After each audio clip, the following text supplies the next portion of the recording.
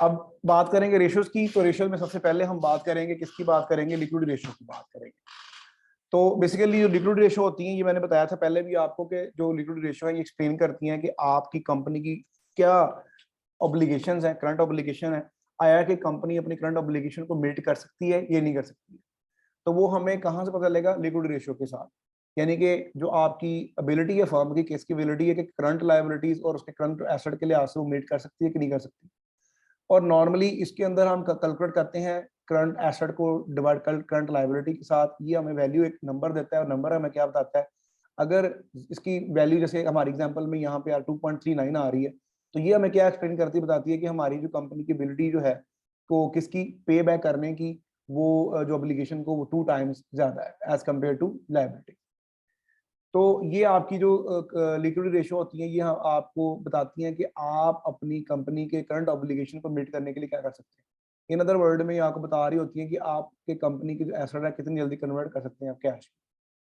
उसके बाद इसको हम कंपैरिजन भी कर सकते हैं दो तरीके से, मैंने बताया था इंटरनल और एक्सटर्नल। इंटरनल के लिए क्या करेंगे, आप अपनी ही हर साल की जो वैल्यू से कंपेयर करेंगे। जैसे हमारे की इस केस के अंदर बीडब्ल्यू एक कंपनी है, तो 2001 में उसकी जो 1.9 वैल्यू थी, 2002 में उसकी 2.26 वैल्यू थी। ये वैल्यू किसकी, करंट रेशो की। करंट रेशो जो हमने यहाँ कैलकुलेट की current asset divide by current liability के साथ। तो यहाँ पे जो हमारी 2.39 है, ये stronger ratio as compare to industry average है। इंडस्ट्री क्या होता है कि जितनी भी फर्म इस तरह की काम कर रही है तो वो इंडस्ट्री है। जैसे अगर आपकी टेक्सटाइल कपड़ा बनाने की इंडस्ट्री है, कपड़ा बनाने का आपकी फैक्ट्री है, फर्म है, और जितनी भी फर्म सारी कपड़े बनाने वाली है वो सारी की सारी टेक्सटाइल इंडस्ट्री है। तो आपकी फर्म का इंडस्ट्री के लिहाज से परफॉर्मेंस क्या है, वो आपकी जो इंडस्ट्री की रेशियो के लिहाज से आएगा। यानी कि टोटल एसेट इंडस्ट्री के कितने हैं और कितनी लायबिलिटीज है। यहाँ पे जो जो रेशियो आपकी स्ट्रॉन्गर है किससे, एनर्जी जो आपकी इंडस्ट्री एवरेज से। उसके बाद सेकंड इसके अंदर हम एक जो किसी भी कंपनी की हेल्थ को कैलकुलेट करने के लिए हम एसेट टेस्ट लगाते हैं, क्विक रेशियो लगाते हैं। उसके अंदर हम क्या करते हैं, सिर्फ करंट एसेट में से माइनस करते हैं इन्वेंट्री को, उसके बाद करंट लायबिलिटी में डिवाइड कर देते हैं। तो ये हमें बताता है कि जो कंपनी की एबिलिटी है मीट करती है करंट लायबिलिटी को, और इस मोस्ट लिक्विड एसेट के लिहाज से क्या है। यानी कि इसमें इन्वेंट्री का रोल क्या है, और उसके अलावा हम देखते हैं क्या है उसकी वैल्यू। जैसे अगर हमने इसके अंदर देखे, हमारे पास हमने कैलकुलेट किया, हमारे पास 1 वैल्यू आई है जो कि कम है पहले से। तो इसका मतलब क्या हुआ कि हमारे पास 1 वैल्यू है वो इंडस्ट्री से कम है। इसका मतलब है कि हमारी जो क्विक रेशो के जो है एसिडिक टेस्ट की क्विक रेशो बता रही है कि हमारी वैल्यू जो है, हमारी रेशो वीकर एनर्जी के लिहाज जो इंडस्ट्री के लिहाज से। अब समरी कर लेते हैं। पहले हमने कैलकुलेट किया current asset divide by current liability, फिर हमने उसका जो quick asset ratio, quick ratio या एसिडिक टेस्ट रेशो कैलकुलेट की, वो 1 आई। तो जब हमने देखा कि ये वाली जो रेशो हमारी 1 आई, वो जो करंट थी हमारी 2.39 थी, कम आई। इसका मतलब क्या है कि जो हमारी कंपनी की जो करंट रेशो वो स्ट्रॉन्ग है, लेकिन जब इन्वेंट्री को इन्वॉल्व करते हैं तो वो वीक है। इसका मतलब क्या हुआ कि जो रिलेटिवली हमारी जो इन्वेंट्री है वो बाकी इंडस्ट्री के लिहाज से हाई है। क्योंकि उसमें देखिए, हम जो इंडस्ट्री के लिहाज से इन्वेंट्री की वैल्यू जो हम कैलकुलेट करते हैं एसिड टेस्ट या क्विक रेशो, वो 1.25 है। इसका मतलब है कि हमारी रेशो के लिहाज से अगर देखें, करंट एसेट और करंट लायबिलिटी के लिहाज देखें, तो हमारी जो वैल्यू स्ट्रॉन्ग है। और अगर हम उसको विद रिस्पेक्ट टू इन्वेंट्री देखें तो हमारी जो वो वीक है। इसका मतलब है कि जो हमारे फर्म है इंडस्ट्री के लिहाज से ज्यादा इन्वेंट्री उसके पास हाई लेवल। अब इन्हीं दोनों चीजों को अगर ग्राफिकल एनालिसिस करते हैं, उसको ट्रेंड एनालिसिस बोलते हैं। यानी कि मैंने बताया था कि जब आप किसी भी डेटा को ओवर टाइम मेजरमेंट करेंगे तो ट्रेंड एनालिसिस होता है। तो ट्रेंड एनालिसिस जब करंट रेशो करेंगे तो आप देखेंगे जो रेड लाइन इंडस्ट्री की जा रही है, जो आपकी ब्लू लाइन है वो आपकी अपनी है। तो रेशो वैल्यू जो है ओवर टाइम, जो आपकी पहले इंक्रीज हुई फिर डिक्रीज हो रही है ओवर टाइम। तो ये जो इंडस्ट्री की है जो करंट रेशो है वो एक स्टेबल पाथ पे जा रही है, ओवर टाइम डिक्रीज हो रही है स्लाइटली। सिमिलर वे में अगर आप एसिड टेस्ट रेशो की बात करें, इसमें भी हमारे पास देखें कि जो इंडस्ट्री है वो डिक्लाइन कर रही है ओवर टाइम, और जो हमारी जो अपनी है वो ज्यादा डिक्लाइन कर रही है। इसका मतलब है कि हम ओवर टाइम ज्यादा बेहतर परफॉर्म कर रहे हैं। तो ट्रेंड एनालिसिस के अंदर आप कोई भी इसी तरह रेशो ले सकते हैं, प्रॉफिटेबिलिटी रेशो ले सकते हैं, आप लीवरेज रेशो ले सकते हैं, एक्टिविटी रेशो ले सकते हैं, डेट रेशो, कोई भी रेशो आप ले सकते हैं ओवर टाइम। जब आप ग्राफिकल एनालिसिस करेंगे तो आपके पास वो क्या होगा, वो आपका जो ट्रेंड एनालिसिस होगा, वो ट्रेंड एनालिसिस आपका होगा। अब इसकी अगर समरी देख ले जो मैंने बताई है कि आपकी इंडस्ट्री, आप जो वैश्य रेशो के लिए ऐसे बेटर परफॉर्म कर रहे हैं, लेकिन इन्वेंट्री सिग्निफिकेंट प्रॉब्लम है आपकी कंपनी के लिए, क्योंकि आपकी इन्वेंट्री ज्यादा है एज कम्पेयर टू इंडस्ट्री। ये ट्रेंड एनालिसिस है जो हम कंक्लूजन निकाल। उसके बाद सेकंड जो रेशो होती है वो फाइनेंशियल लीवरेज रेशोज है, या फाइनेंशियल लीवरेज रेशो। इसके अंदर आप मेजर करते हैं कि किस हद तक आप फाइनेंसिंग डेट से कर सकते हैं, यानी आप अपनी कंपनी की परफॉर्मेंस देखते हैं कि आप किस हद तक फाइनेंसिंग डेट से कर सकते हैं। तो जब आप किस हद तक देखते हैं तो आप इसको डायरेक्टली कंपेयर करते हैं डेट को इक्विटी के साथ, इसलिए आप टोटल डेट को शेयर इक्विटी के साथ डिवाइड करते हैं। तो ये रेशो जो आती है आपकी डेट टू इक्विटी, ये आपकी हेल्प आउट करती है अंडरस्टैंड करने के लिए फाइनेंशियल लीवरेज को, यानी कि अगर आपकी वैल्यू क्या है, और वो एक्सप्लेन करती है कि आपकी एबिलिटी टू मीट, कितनी आपकी एबिलिटी है जिस एबिलिटी के लिहाज से आप फॉर्म फाइनेंसिंग कर सकते हैं डेट के जरिए। अब सिमिलर वे में इसमें भी आपने पहले अपनी कंपनी के लिए कैलकुलेट किया, फिर आपने इंडस्ट्री के लिए कैलकुलेट किया है। तो यहाँ पे अगर देखें दोनों की यूटिलाइजेशन रिलेटिवली एवरेज है, दोनों की बराबर है, यानी 0.90। इसका मतलब क्या है कि आपका जो डेट है आपकी इक्विटी के लिहाज से 0.90% है, यानी कि 90% आप कर रहे हैं, और ये इंडस्ट्री के लिहाज से एवरेज है।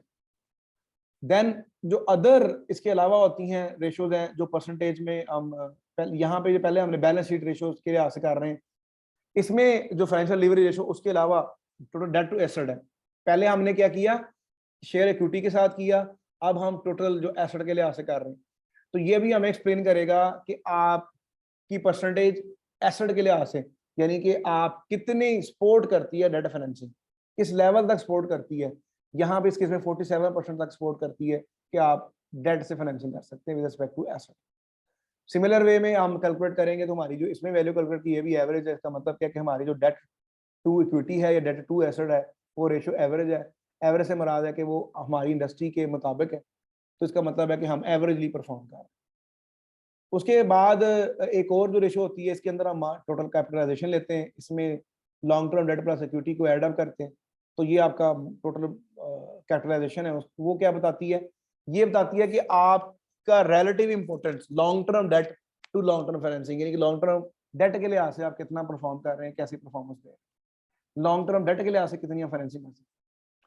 सिमिलर वे में यहाँ पे वैल्यू कैलकुलेट किया, तो हमारे पास आपने क्या किया, आपने कैलकुलेट किया टोटल डेट को डिवाइड किया टोटल कैपिटलाइजेशन के। टोटल कैपिटलाइजेशन कहाँ से, ये long term date plus equity के साथ, और जब उसको कैलकुलेट किया तो 0.62 आई है, जबकि इंडस्ट्री की 0.6 है। तो इसमें क्या है, आप स्लाइटली रिलेटिवली आप average long term debt utilization relatively high है एज कम्पेयर टू इंडस्ट्री। तो ये इंडस्ट्री से कंपैरिजन।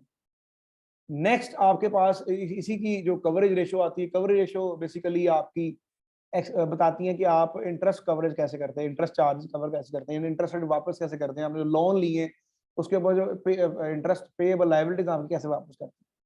तो इंटरेस्ट कवरेज जो बेसिकली क्या होता है, earning before income tax divide करते जो इंटरेस्ट चार्जेस हैं, तो वो आपकी बताती है, इंडिकेट करती है कि ability to cover interest rate charges आपकी फर्म के। यहाँ पे पहले कंपनी का है, उसके बाद इंडस्ट्री का है। यहाँ पे 3.56 आपकी इंटरेस्ट कवरेज रेशो है, और जो आपके 5.9 जो 5.19 है जो इंडस्ट्री की है। इसका मतलब है कि जो आपकी इंटरेस्ट कवरेज रेशो है वो कम है relatively as compare to industry, यानी कि आप इंडस्ट्री के मुकाबले में कम इंटरेस्ट पेमेंट वापस कर सकते हैं, जबकि इंडस्ट्री ज्यादा वापस कर रही है। सिमिलर वे में ट्रेंड एनालिसिस में आप उनके दोनों के डाटा ओवर टाइम जो बनाएंगे तो एक्सप्लेन करेंगे, तो उसके बाद देखेंगे आपकी जो ओवरऑल आपकी जो कवरेज रेशो है वो कम हो रही है ओवर टाइम पीरियड, यानी कि your ability to pay back interest rate over time is decline, जबकि इंडस्ट्री की क्या है वो हायर है। अब यहाँ इसका जो आउटपुट क्या निकली वो यही बताई मैंने, बताई कि आपकी जो एबिलिटी टू इंटरेस्ट पेमेंट है वो लो है। इसका मतलब है आपकी लो अर्निंग से, यानी अर्निंग प्रॉब्लम है आपके लिए, you have to think about how to increase your earning. और डेट ज्यादा है आपके ऊपर, और डेट के ऊपर जब डेट ज्यादा है तो आपके ऊपर इंटरेस्ट रेट ज्यादा है और कवरेज रेशियो ज्यादा है। उसके बाद एक्टिविटी रेशियो है थर्ड वन। एक्टिविटी रेशियो जो बताती है बेसिकली क्या इंडिकेट करती है कि आपकी कंपनी की क्वालिटी ऑफ रिसीवेबल और हाउ सक्सेसफुल कलेक्शन, यानी कि आप कितने सक्सेसफुल हैं पेएबल यानी कि पैसे लेने में या रिसीव करने में, ये आपको बताती है। इसमें ये आपकी बेसिकली ये भी बताती है कि आप अपने एसेट को कितनी अच्छे तरीके से यूटिलाइज कर रहे हैं। तो ये आपकी एक्टिविटी रेशियो जो है वो एक्सप्लेन करती है। इसके अंदर आप देखते हैं कि क्रेडिट सेल कितनी आपने की है और रिसीवेबल कितने हैं, उनकी जो रेशियो कैलकुलेट करके आएगी वो आपकी एबिलिटी होगी कि आपकी क्वालिटी क्या है और आप कितने सक्सेसफुल हैं जो आपने क्रेडिट पे जो सेल आउट किया है उसको पेमेंट को रिसीव करने।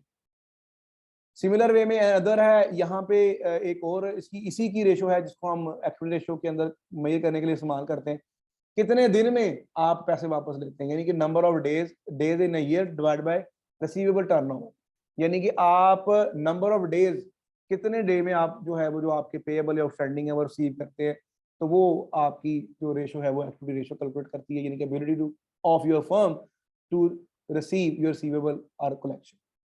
यहाँ पे जो कंपैरिजन करके देखिए, हमारे पास जो फर्म की वैल्यू 65 रेशो आई है, जो इंडस्ट्री की 65.7 है, तो इसका मतलब है कि हम एवरेजली इंडस्ट्री के लिहाज से हमारी जो एबिलिटी टू रिकवर, हमारी जो रिसीविंग्स है जो हमने लेने हैं क्रेडिट, वो हमारी काम में।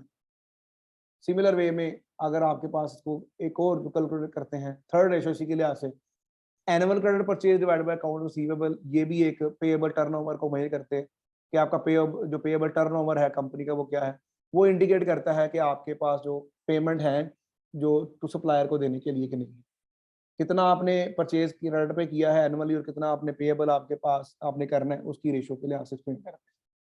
सिमिलर वे में अगर इसको नंबर ऑफ डेज के लिहाज से कैलकुलेट करेंगे तो ये आपको पता है कितने दिनों में आप वापस करते हैं जो लोन या क्रेडिट पे आपने चीजें ली।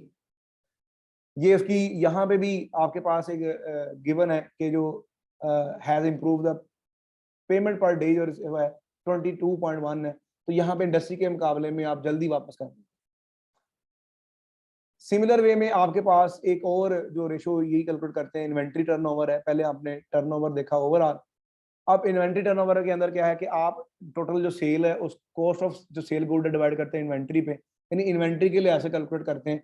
और ये हमें क्या बताती है कि हमारी जो इन्वेंट्री मैनेजमेंट प्रैक्टिस कितनी अच्छी है कंपनी की, जितनी ये रेशो ज्यादा होगी इसका मतलब है उतनी हमारी प्रैक्टिस जो है वो अच्छी नहीं है। मतलब आपके पास अगर आप कॉस्ट ऑफ जो गुड सोल्ड कैपिटल है वो ज्यादा है इन्वेंट्री के लिहाज से, तो वो आप परफॉर्म करेंगे, हमारी प्रैक्टिस जो है वो अच्छी बेहतर परफॉर्म नहीं कर रहे। जैसे हमारे पास यहाँ पे 2.30 आई है इंडस्ट्री के लिहाज से, पूरे इन्वेंट्री में टर्नओवर रेशियो है। ये आगे उसका ग्राफिकल जो analysis trend analysis data over time है वो एक्सप्लेन किया हुआ। इसके बाद सिमिलर वे में आपके पास टोटल एसेट टर्नओवर है, नेट सेल को एसेट के लिहाज से कैलकुलेट करते हैं, तो ये हमारा जो हमें बताएगी कि हमारी जो फर्म है हम कितने अच्छे तरीके से इफेक्टिव तरीके से एसेट को यूटिलाइज करते हैं सेल को जनरेट करने के लिए। तो सेल को जनरेट करने के लिए कितने अच्छे तरीके से आप इस्तेमाल करते हैं अपने एसेट्स को, तो उसके लिए आप एसेट टर्नओवर मेजर करते हैं। सिमिलर वे में आप इसको मेजर कर सकते हैं कि ये हमारी 1.02 है जो कि वीकन है एज कम्पेयर टू 1.17 के। और उसके बाद लास्ट जो रेशो हमारे पास आती है वो आती है प्रॉफिटेबिलिटी रेशोज। प्रॉफिटेबिलिटी जो रेशोज हमारे पास हैं इसमें हम क्या करते हैं, इसमें हम करते हैं हमारा रिटर्न ऑन इक्विटी क्या है, रिटर्न ऑन एसेट क्या है, नेट प्रॉफिट मार्जिन क्या है, और इस तरह की रेशियो कैलकुलेट करते हैं जो हमारी इंडिकेट करती हैं ऑपरेशंस को और फर्म की जो प्राइसिंग पॉलिसीज को और प्रॉफिटेबिलिटी को। जैसे यहाँ पे पहली है ग्रॉस प्रॉफिट मार्जिन, यानी कि प्रॉफिट को डिवाइड करते हैं नंबर ऑफ सेल्स के ऊपर, वो आप कैलकुलेट करते हैं जो आपकी एक्सप्लेन करती है प्रॉफिट जो मार्जिन क्या। अगर ये ज्यादा होगा डेफिनेटली, अगर आपका ज्यादा प्रॉफिट मार्जिन होगा you are performing well as compare to industry. अगर ये ज्यादा नहीं है तो परफॉर्म नहीं कर रहे। इवन दो अगर आप विद इन ईयर देखें यहाँ पे, तो आप देखें 2001 2002 के मुकाबले में आप कम परफॉर्म कर रहे हैं, यानी प्रॉफिटेबिलिटी जो है आपकी वो प्रॉफिट मार्जिन कम है। सिमिलर वे में ट्रेंड एनालिसिस है कि डाटा ओवर टाइम आपने इसको बना के देखा, ओवर टाइम आपने देखा आपकी कंपनी का जो प्रॉफिटेबिलिटी रेशो है, कौन सी प्रॉफिट ग्रॉस प्रॉफिट मार्जिन वो डिक्रीज हो रही है। उसके बाद ग्रॉस टोटल है, उसके बाद नेट प्रॉफिट मार्जिन है। इसके अंदर से फिर आप करते क्या हैं, आप जितनी प्रॉफिटेबिलिटी में से एक्सपेंस को माइनस कर देते हैं, इनकम टैक्स को माइनस कर देते हैं, उसके बाद कैलकुलेट करते हैं नेट, तो वो आपके पास नेट प्रॉफिट मार्जिन आ जाता है। सिमिलर वे में हम उसको एक्सप्लेन करते हैं हमारा पुअर है एज कम्पेयर टू इंडस्ट्री की 4.1 इज लेस देन 8.2। और ये उसी तरह आप ट्रेंड एनालिसिस करेंगे तो यहाँ पे सेम ट्रेंड है, ग्रॉस में भी आप ओवर टाइम डिक्रीज कर रहे थे, नेट में भी आप ओवर टाइम डिक्रीज कर रहे हैं नेट प्रॉफिट मार्जिन। उसके बाद एक और रेशो होती है जिसके अंदर आप net profit margin after tax asset के लिहाज से कैलकुलेट करते हैं। ये फिर आपकी एबिलिटी मेजर होती है एसेट के लिहाज से। सिमिलर वे में इसको आप कैलकुलेट कर सकते हैं, फिर उसके बाद आप इसका एनालिसिस कर सकते हैं, तो सेम रिजल्ट आपका return on investment over time जो है वो डिक्रीज हो। सिमिलर वे में जो आप रिटर्न ऑन इक्विटी कैलकुलेट करते हैं, रिटर्न ऑन इक्विटी को आप कैलकुलेट करने के लिए करते क्या है कि आप प्रॉफिट आफ्टर टैक्स है, शेयर और इक्विटी है, उसको कैलकुलेट करते हैं, ये आपका हेल्प आउट करती है profitability with respect to share holder, तो वो भी आप देखें 8.8 है 17 पॉइंट के लिहाज से तो आपकी कम पुअर है। तो ये भी ये बता रही है कि डाटा ओवर टाइम बता रहा है कि return on equity, return on जो एसेट दोनों जो हैं ओवर टाइम वो डिक्रीज कर रहा है। उसके बाद आगे आता है रिटर्न ऑन इन्वेस्टमेंट, या उसमें आपकी क्या अप्रोच, अर्निंग पावर कैसे मेजर करते हैं। अर्निंग पावर आपकी सेल प्रोफिटेबिलिटी एसेट एफिशिएंसी है, और रिटर्न ऑन जो इन्वेस्टमेंट है वो आप नेट प्रॉफिट मार्जिन को सेल टोटल जो एसेट टर्नओवर से मल्टीप्लाई करके आप निकाल सकते हैं। सिमिलर वे में आप रिटर्न ऑन इक्विटी निकाल सकते हैं, उसके लिहाज से जो इक्विटी मल्टीप्लायर है टोटल शेयर होल्डर इक्विटी है। और अब ओवरऑल जो अगर हमने देखा, ओवरऑल जो हमारी जो एडमिनिस्ट्रेशन उसको सोचना चाहिए कि हमारी return on equity, return on asset over time decline कर रहे हैं सारी रेशो, तो हमारी जो कंपनी की हेल्थ है वो बेटर परफॉर्म नहीं कर रही, तो we have to think about that. और उसके अलावा हमारी कवरेज रेशो भी लो है, इसका मतलब है कि हमारी ability to pay back return interest rate वो भी कम है, प्रॉफिटेबिलिटी भी ओवर टाइम जो रेशो सारी कम हो रही है, return on equity, return on asset, return on investment सारे के सारे ओवर टाइम डिक्रीज कर रही है। इसका मतलब है कि हमारी जो प्रॉफिटेबिलिटी भी कम है ओवर टाइम, और हमारी जो ability to pay back interest वो भी कम है। जिसका मतलब है कि we have to think about administration cost या other potential cost to decrease it. उसके बाद ये समरी ऑफ रेशियो एनालिसिस है, तो ये आपके पास सेलिंग और आपको थिंक क्रेडिटर के पास थिंक सोचना चाहिए, आपकी board of governance, selling, journal, overall decision को आपको देखना चाहिए। तो यहाँ तक तो था कि आपकी रेशियोज क्या हैं और रेशियो कैलकुलेट कैसे करते हैं। और नेक्स्ट जो हम डिस्कस करेंगे वो हमारा पास आएगा common size analysis, index analysis.